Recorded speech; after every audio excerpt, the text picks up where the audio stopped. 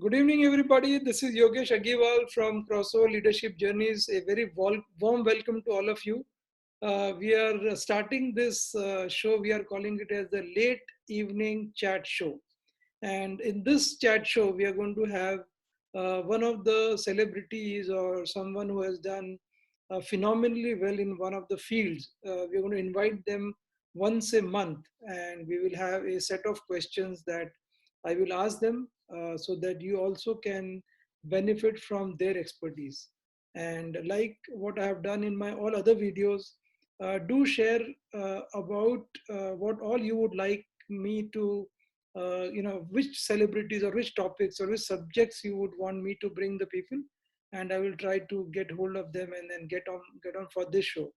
And for today's show, I am so glad and so happy that we have got Sagar Vishwas. Sagar Vishwas is India's most sought after NLP master trainer, and I know him for a very long time, and I'm so glad that he's accepted our request to be here with us today evening. And I'm going to ask him a set of questions, and possibly you will get a good idea of how NLP can be used not only in this COVID difficult times, but in general in your life. So while I have a set of questions that I have put together, but do listen to this show, and as you come across questions, do post it on Facebook. In the description of this video, I have given the Facebook ID of Sagar, so you can tag him so that he can respond to those questions. So let's get started with the show today. And so Sagar, warm welcome to this show today evening. So before we get started, it would be nice for you to let our viewers know about your background. And I know you come from a manufacturing background, and it is very odd for somebody to be in a manufacturing sector and do something like NLP. So I would like you to talk about that. Thank you, Yogesh, for inviting me to your talk show. Uh, Hi, good evening, everyone. Briefly to tell you about where it started. I started my career in the automotive industry, like Yogesh said, mostly in automotive manufacturing. That was close to a decade, yeah. And then that's when I was playing a lot with robots. And then I was selling robots and automation solutions, doing various business development roles. I worked in the automotive industry, the auto component space as well. And sometime in 2009, I got to learn NLP. I had a little interest. I had read something about it, and that's when there was a slowdown in the economy. If you remember, 2008, 2009 time frames. And I was working for a startup in Bangalore at that time. And when a lot of our traditional customers were not making investments because the sentiment was low, and I was responsible for the business development for the startup. And during that time, we found that just by keeping a very strong positive frame of mind, we started looking for opportunities outside our traditional clientele, and we found business opportunities in various small, tiny pockets and industries that we had never thought would need automation. And even in that year, we saw phenomenal growth. And I said, hey, a part of it was also because of the great positivity that we had, within our team. The founder of the startup also was extremely positive. And he said, yeah, I mean, during that time, we also saw a lot of other automation companies either closing down or downsizing, and the sentiment was really low. And we were this little startup that were doing extremely well around that time. So yeah, and 2 years later, I realized, hey, maybe this is my calling, because I seem to like working with people and helping them achieve their goals and things like that. So I decided to upskill myself further, became a certified trainer, and close to 8 years ago, decided to make this my full-time career. And there's no looking back since then. There hasn't been a single dull week in my life since then. Oh, very nice. Very, very, very inspiring, Sagar. I think just listening to this, maybe I have viewers coming from manufacturing background, from different variety of background, and it will be very inspiring for them to see how someone from such a different background has come to NLP. So Sagar, in so many years you have seen, people. I just want to specially talk about, how are you seeing the difference in people during the COVID times? Because you have seen people before COVID, yeah, you're seeing them now. So I just wanted to talk about your observation. What are you seeing in people? What is the change you are seeing in people? Mhm. Uh, well, thanks for asking that, Yogesh. And I'm seeing some uh, very interesting patterns, pre-COVID and post-COVID. One of the things that I've seen is, extremes in reactions. Whereas some people have, looked at this thing as an opportunity to learn. Uh, I've had people. I normally get to do about, one NLP practitioner training, let's say once in 2 months, and I actually got enough people to conduct two practitioners in 1 month, and all of it was online. Of course, we'll have to wait till we can get all of them in the classroom. But there are so many people who decided to utilize this time to increase their learning. Uh, uh, yeah, a lot of people also came up for coaching. I mean, I've had some clients who had spoken about getting into coaching 3 and 4 years ago, going through some coaching interventions for themselves, and they're now actually found my number from somewhere and connected. So personally, for me, these have been extremely busy days, 17, 18-hour long days. And on the other hand, I am seeing people beginning to wear out a little. There are insecurities about job loss, about pay cuts, and these are, of course, real concerns. Uh, and there's this huge reporting that's been happening across media, and then we've also witnessed some things with our clients that the number of cases of domestic violence have gone up significantly, and not just in India. It's across the world, developed and underdeveloped countries alike. So essentially, what I'm saying is people are reacting very, very differently to the same set of external circumstances or events, right? So So Sagar, do you think that, when you are in such an environment where there is so much of uncertainty, there is so much of challenge, can we, choose how do I feel inside? Is it possible to even do that? well, okay, maybe I'll share something with you, Okay. Yogesh. So you have something to share with the Yeah, viewers? Okay. this Very little nice. slide that I have. Yeah, Okay. this is a prayer we possibly may have seen during our school time as well. So God grant me the serenity, accept the things I cannot change, right? Courage to change the things I can, and the wisdom to know the difference, Okay. Very nice. right? So the idea is really have a very clear idea of what is it that we can change. The circumstances are there, and yeah, I'll also talk about a very interesting thing that Stephen Covey had also written about in his book, The Seven Habits. So Okay. I'm going to come back to that in just a bit. But here, I don't know where this picture came from, but these are one of the internet and WhatsApp forwards. But this is very interesting. Very, It's very exactly, powerful. As I read this, I myself feel that so powerful. isn't it? Yeah, and yet it's so simple, right? It's so simple to comprehend. But here's something very funny that I got on WhatsApp the other day, and it really connects to this. Yes. Yes. Yes. Yeah, look at this. Right? Okay. So it's not just about having the confidence to go out and do that and courage in this, but also equally it's very important to have the competence to know how to do a certain thing, set of things, and what is it that I can really do and things that I cannot do. Hmm. So like you can see this kid trying to Right. inflate a tire with this, Hmm. trying to blow it like a balloon.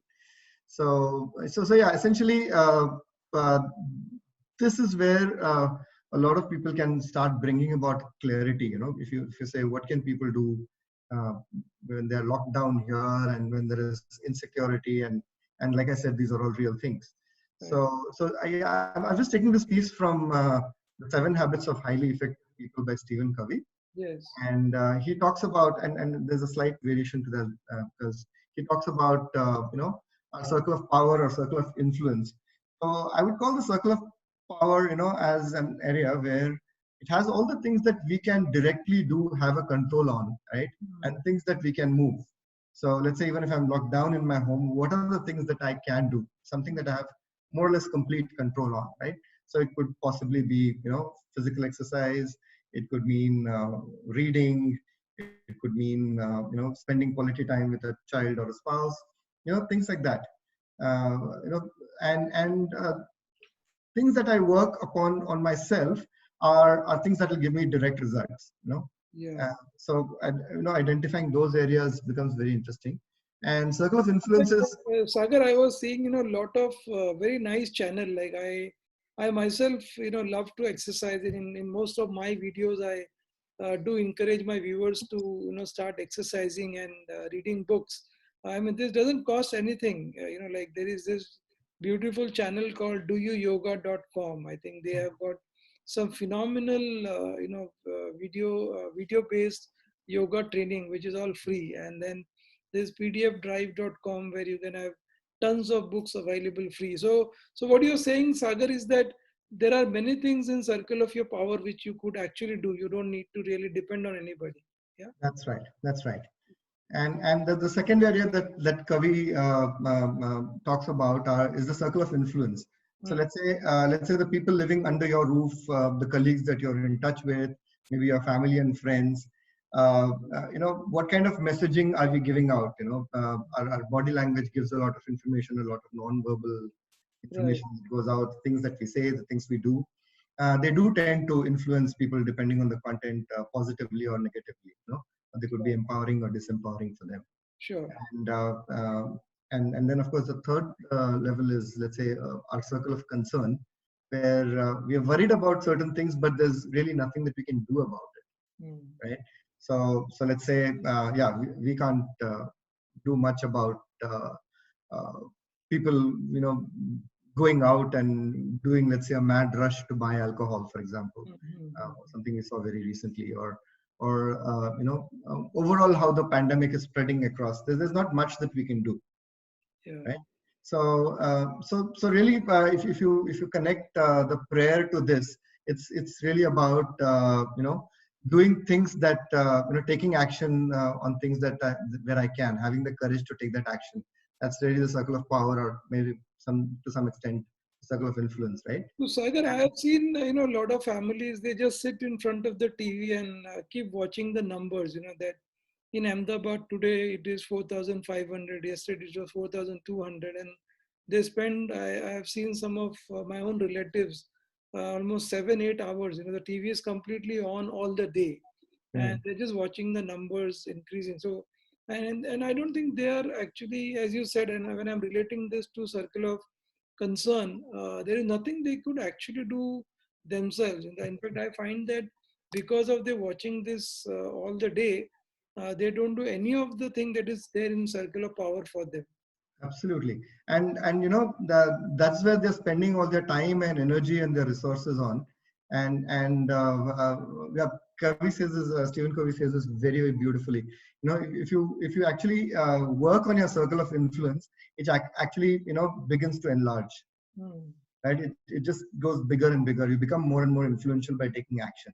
Okay. And if we focus more and more on our circle of concern, there's no end to how much we can worry about what's going to happen tomorrow, and we can keep using our imagination to think about the worst case scenarios, Hmm. right? But then here it's very clearly demarked, right? The three circles. In reality, that's not what it is. Uh, the borderline between these circles is quite hazy, Okay. Oh, this is a very nice slide depicting that. Okay. right?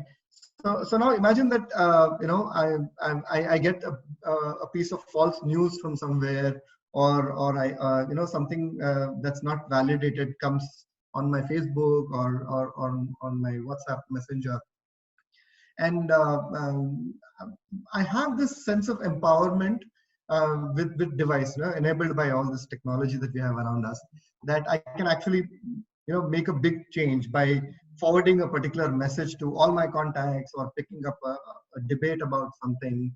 And yeah, I've had a few people like this in my own circle of family and friends. Hmm. And as much as we talk about leadership, Yogesh, right? You're also in this space. There are certain moments where leadership is all about following a particular direction without any questions being asked. And I really believe that the current crisis, the COVID, the lockdown, is basically that point of time where there is one leader and everybody else has to follow, fall in line. We might have ideological differences with people, and we may not agree with certain things, but in the larger good of society, it's best that everybody follows one single protocol. It's like trying to question, why do we have the red light to stop? No, why can't we just swap this? You might have an ideological difference on whether you want green to say stop and red to say go. Right. But this is not the time to debate that. Right. And that makes life so much easier if you really just not think about it and follow and certain things, and then focus on the circle of power. Now, what do you want to do within your circle of power is driven. If we do not define that very well, then it's very easy to get carried away by what's coming here, right? But if we have some very interesting, smart goals, outcomes decided well in advance for us, then really it's very easy to not get perturbed by all of this noise and all the cacophony around us, and it's very easy to focus on. You're saying, Sagar, that if I have all my outcomes, my goals very nicely defined, and I think you're going to talk about goals, I guess, and so you're saying if I have the goals, then even my thinking becomes a little positive. Why is it very difficult? Why is it so difficult for a lot of people to think positively? Any thoughts on that, as you would like to cover that also? Well, yeah, evolutionary, it's always said that, many centuries ago, when we were hunters and gatherers, when somebody saw, like let's say a juicy fruit on a tree and a leopard, a few yards away, somebody would have chosen to go for the fruit and got killed by the leopard, and somebody else chose to run away to safety or hide, and they were the ones who really survived, and that information from generation to generation got passed. So that's one theory. So that is one thing. The second thing is, so let's say fight or flight. This basic instinct is very much built in us. It's in our DNA, right? And there are some neurologists and some people who've explained this idea of how our brain works. There is like the amygdala. There's these little ones, little organs in the middle of the brain that process fight or flight or the fear response, right? And then there is this limbic system which deals with a few emotions and things like that. And then we have the cortex, frontal cortex in this one, which is our logical analytical side. Now, depending on how we are trained and which part really is dominant, that those things start showing up in our behavior. So you're saying this, through NLP, one could actually, train one's amygdala so nicely that you are able to not get carried away by the amygdala. By the fear, yes. So definitely, right? So one easiest way to control fear or to overcome fear is to alter a pattern of breathing. So typical fight or flight response or a parasympathetic nervous response, right? A sympathetic response is fight or flight, where the breathing is shallow and quick. If you quickly reverse it to slow and deep, you will actually find that you are able to manage your state much better. So Sajid, can my viewers connect with you and spend time with you, understanding some of these techniques more, whenever you have time? Most certainly, Yogesh. Yeah, please feel free to send your questions across. And yeah, we'll be happy to talk about them. So interestingly, Yogesh, I know you're also you've been practicing meditation for so many years, much longer than even I got initiated into this. But when I usually do like a quick show of hands in wherever there are, when I used to before the lockdown, wherever there were, even a small audience of 30, 40, 50 or larger ones, and ask them, does your belly go in when you inhale or does it go out when you inhale? and you'll be surprised to know that close to 45-50% people suck their bellies in when they inhale. Okay. And that's a staggering number for a country like India, where we have been doing yoga and meditation for centuries. Right, right. So while there are a lot of people who are coming out and teaching yoga, some Sure. pro bono and some amazing videos and courses, there's still a lot that needs to be done in this space. Yeah. Simple So, breathing can yeah, I'm so make such a glad big that you're difference. bringing something that has been part of our Indian, history, and I think we can just revive it back and use it to our advantage. Right. Very nice. Yeah. So we'll move on to the smart goals. You were going to show something on that. Sure. Okay. Yeah, this is a slight extension of that. How do we operate from that blue circle? How do we operate from our circle of power, our circle of influence? Okay. So the first part is knowing exactly what you want, setting goals. So that's smart. That could be like a smart goal. Second important thing is taking action, Okay. right? So we might have the best plans, and we could have a lot of skills, and all the bells and whistles and the tools, but if we don't take an action, we really don't move anywhere, right? Mm-hmm. So taking action is the key. uh, the third important thing, some people would call it mindfulness. Call it whatever you like, as per your understanding. But being in the here and now, being in the present moment. Mm-hmm. So if you look at human emotions, let's say anger, guilt, regret, right? So if you look at these three emotions, they're not essentially very positive emotions, right? They're not great to have these. But what kind of event are they related to? These are typically related to an event of the past, right? Mm-hmm. Anger, guilt, or regret. Right. And if you look at anxiety, worry, things like that, fear, Mm. is usually about a future event, Okay. right? But if you look at the two most beautiful emotions that we can have, happiness and gratitude, Mm.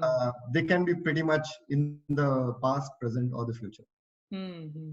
right? So happiness and gratitude can be a very much of here and now emotions, Mm-hmm. right?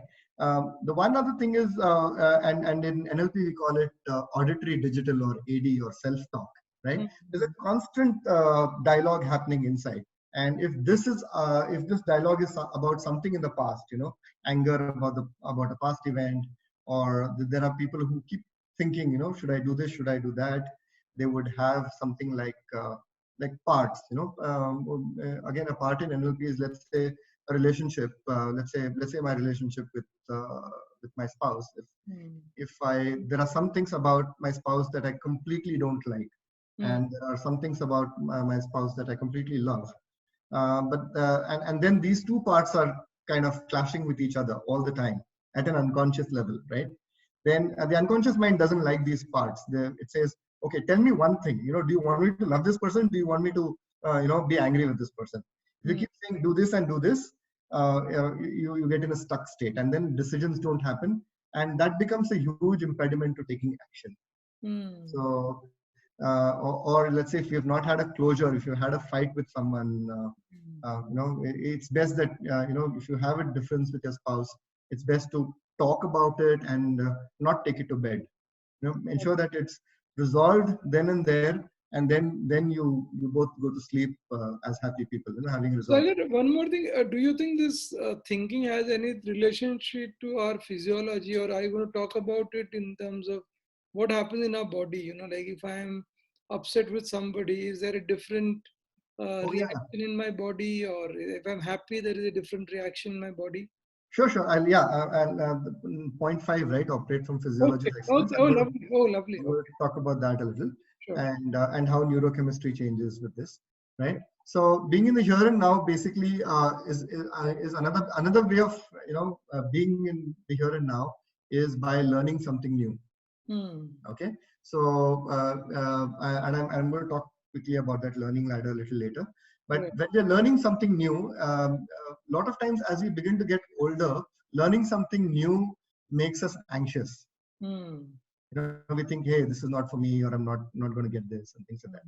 Hmm. But children don't have that inhibition, right? Hmm. So I know a lot of people who, let's say, buy a musical instrument or enroll themselves into music classes, but they're too embarrassed because they're saying, yeah, kids much younger to me are getting it so well, and I'll look like that old uncle who can't even play a simple note. Hmm. And so it's about giving up this inhibition and learning. So let's say, for example, if you're learning to play a musical instrument, let's say a guitar or a keyboard, Hmm. then more than one sense is fired at the same time. Okay. Your kinesthetic. So let's say if you're playing with the keyboards, your kinesthetic sense is triggered. You're looking at and trying to locate the keys, so the visual bit gets in, and also your hearing, right? So literally three different parts of the brain have to fire and connect. So the synapses have to get created, or connections have to happen between the neurons for you to learn this new skill. And that is the time when we do find immense joy in learning. Just as we begin to learn the first note and we're able to play, let's say, Happy Birthday or Baba Black Sheep or Janagana Mana on an instrument, it begins to bring in a lot of joy. And those are the moments where we are in the here and now, right? We're not thinking too much about the past or the future. So So brilliant, Sagar. I think in our viewers, I think a lot of us really have bought, some musical instrument at some point in their life, or they have children whom they have gifted, and they must be lying somewhere. So I think, from your discussion, I am thinking, I am requesting my viewers to pull those, musical instrument out, and maybe reduce the watch time they're watching the TV, and possibly, I think you talked about what visual, kinesthetic, and auditory, right? auditory, yeah, So those all are these three they can actually, start invoking, and then they should share with us how has been their change, in the comments in the coming weeks. And I think, so it will be glad for you to see, how people are changing after your talk show. that'd be just wonderful. And interestingly, now we don't have to go in a classroom and go through that embarrassment of seeing younger kids doing much better than us, because all these learning resources are pretty much available online. Right. And all of these portals have some amazing content and resources for us to learn very easily. Very nice. Yeah. Yeah. The next one, a very important one, that again, is to have behavioral flexibility. If Mm. we have more than one way of getting a particular thing done, life becomes so much easier. Mm. And we say take action, but we just have one way of doing things, and we can't think of a different way of doing it. If you don't have more than one option, then we tend to get into stuck states, Mm. right? So behavioral flexibility is about being resourceful, having new ideas, and that again comes through a lot of constructive dialogue, through reading, and something that we have again, leveraging the same technology to give us those options, right? So you just type how to anything, and there is there's a big treasure trove of information how to Right. do it, right? And that's one thing I found. Yeah, I have an 11-year-old, and just talking with him, running some quick quizzes, uh, doing a little drawing here and there, and also helping him catch up with his e-learning that's happening from his school. Yeah. Yes. Now these schools now have shown so much behavioral flexibility, and we thought that teachers are very rigid and they are old-fashioned and things like that. But you're seeing that, oh, the number of teachers who are putting in those extra hours to come out and quickly adopt e-learning and create that content. So when you talk about how people are behaving differently, and this one great example is the number of teachers that I'm interacting with, and the Mm. way they have adopted to this change so very beautifully. So you're saying the viewers, no matter what has been their past, but as a human being, you can change any point of time in your life. Oh, literally, because let's say all of this past thing that we have. So if you're feeling angry about something, a relationship that went not so well, we tend to carry that baggage with us, right? Mm. So let's say one could get into sort of an unresourceful state, even if they remembered how they were bullied, by somebody when they were in their fifth grade or when they were a little child. And if that's getting you into a negative state now, it essentially means that that memory is still very strong. You're almost reliving that in your memory, right? And memories can be played with using NLP techniques or any other visualization techniques very easily. I mean, the more I'm listening about NLP, Sagar, I feel that this can be such a big boon to the mankind. You know, if if each one of us can learn NLP techniques, we can really improve our health, relationship. I think as I'm listening to you, I can visualize, so much one could do actually. No, in fact, Yogesh, I would just say, it should just become a set of life skills, just like we learn cycling or swimming. Managing our minds and being in charge of our minds is something that can be very easily learned and mastered. So if I have to just, if you'd just like a quick demo of how we can play around with our own memories, right? Is if you'd like to do this. We can. Are you a foodie? It will be fun. Yeah.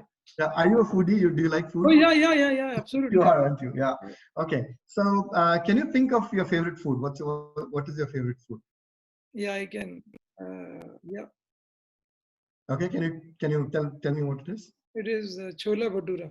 Okay. So yeah. Okay. So next time we meet, I know what to order for you. Yes.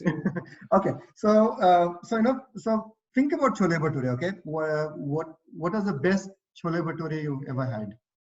Yeah. Yeah, can you think about it? Great. Yes. Now imagine that there's this nice dish with a bhatura and the chana and the chole, and imagine a picture of that about 6 feet away from you. At the level of your eyes. Yeah, about 6 feet away from you. Yeah. Do you have a picture? Yes. Yes. Nice. Okay, great. So think about that, and then also think about how you're feeling inside about your favorite food, right? And now I just want you to bring it a little closer. That this image that you have, bring it a little closer. So bring it, let's say, 3 feet away. Okay. Is the image same or is it different? Oh, it is slowly becoming much bigger actually. Okay, the size of the image, yeah. Okay. And what's happening to the other attributes of this picture? Let's say its color, the details. I can start seeing it much more vividly now. More vividly, you could probably see the texture of the bhatura. Yes. Okay. And now, can you bring it, about a foot away from you, just right there. Yeah. Okay.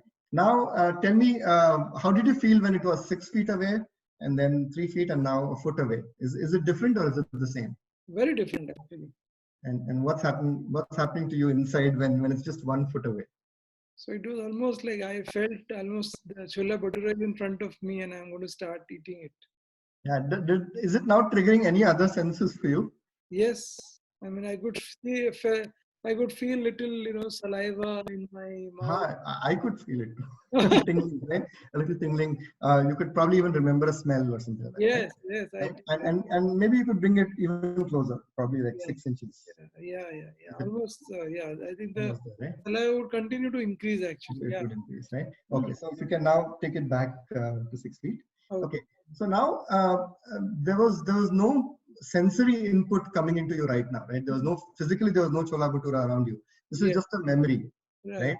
And yet by just changing or altering the distance in your mind's eyes, right? It was a mental image. Just by moving that, you were able to change let's say the other attributes of this memory. Let's say the emotional intensity went up. Your gustatory sense or your olfactory smell, gustatory taste. These two senses also got triggered, and they happened when that image really came closer. Yes. Right.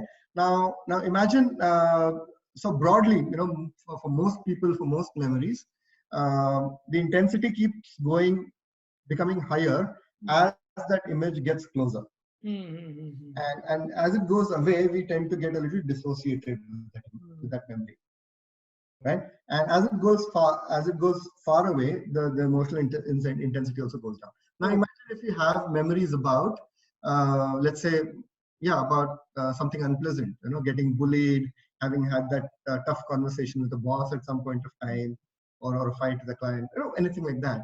And typically, if the intensity is very high, and if you're getting affected by a negative memory from many years ago, even today, we somehow, if you ask people certain attributes about those images, and we call it submodality work in NLP, uh, those submodalities could be very different. Let's say the quality of the images related to an unpleasant memory as opposed to pleasant memory, or sound. There would be related sounds. There would be related feelings. They are very different for different kinds of memories. And then you can play around. You can scramble these memories, and there's some very interesting techniques So by which. if you don't do that, then I think we are getting trapped into our entire past without really using some of the techniques that you're talking about. Absolutely. And you can literally get rid of an unpleasant memory in a matter of seconds. Okay. Okay. And all you have to do is train your mind to do that visualization, right?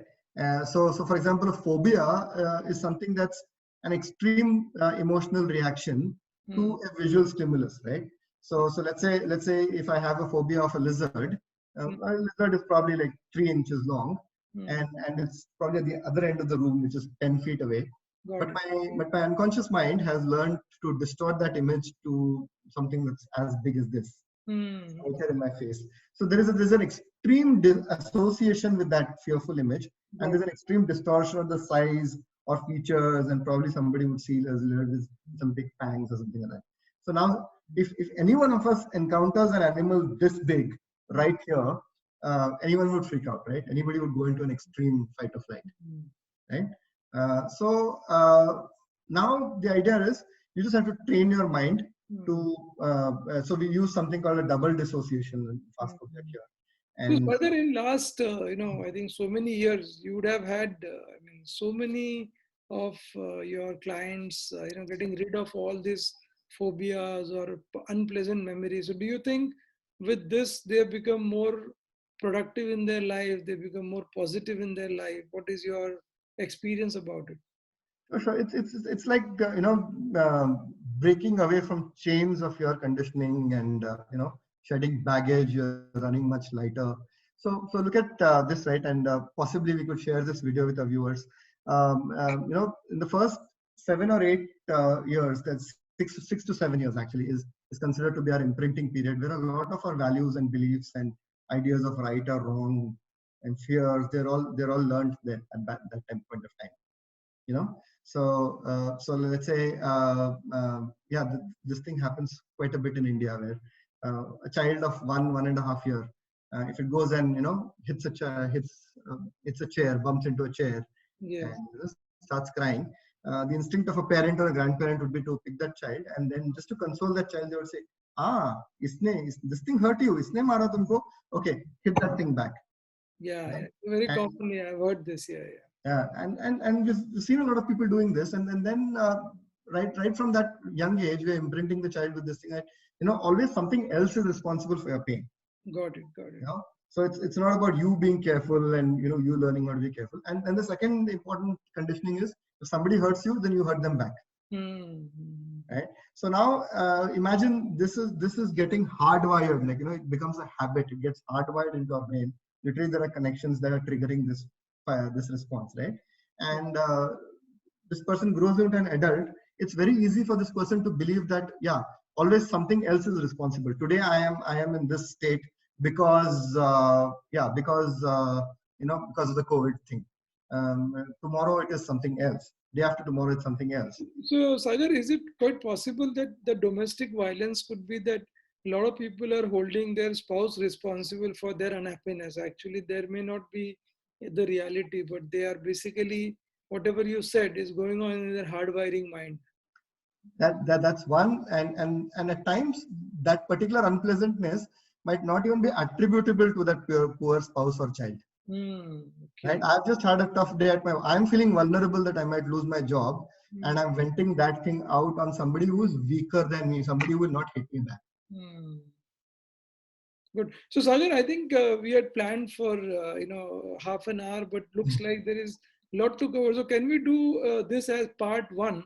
And Sure. maybe I will invite you for part two, because I think I would like the viewers to really absorb this, because I think there's tremendous value that you already created for them. And I think it would be a Sure. great idea if you allow them to process what they have learned today, Sure. put it in Sounds the good. comments, and then maybe we give it about 3 weeks or 4 weeks of time. Sure. And even instead of inviting somebody else, I would do part two again with you, so that Sure.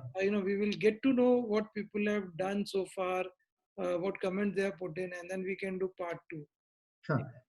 Yeah, and then if you can just take a couple of minutes, if you'll allow me to talk Yeah, about yeah. point So yeah, five, you which is can unshare. If operating. you're not showing the screen, you can unshare so that people can see your white Yeah. screen. Yeah. Yeah.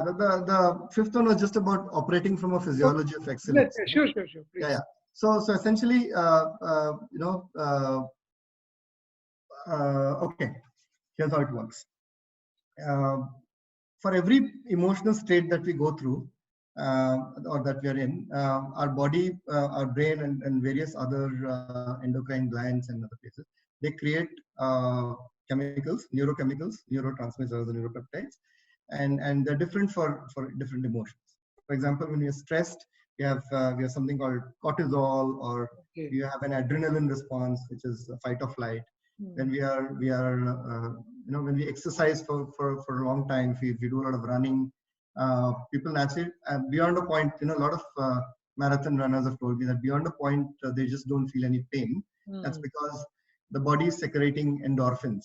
Hmm. So if you break the word endorphin, it is endo is inside and orphin is coming more or less from morphine. It's morphine or Hmm. orphin, that kind of a thing. But essentially, it's our body's own pain killing mechanism. Okay. Right? So it's basically going to relax the body overall. Or we have dopamine and serotonin. These are all oxytocin is the love hormone, things like that, right? So the thing is, we can so now that affects our body.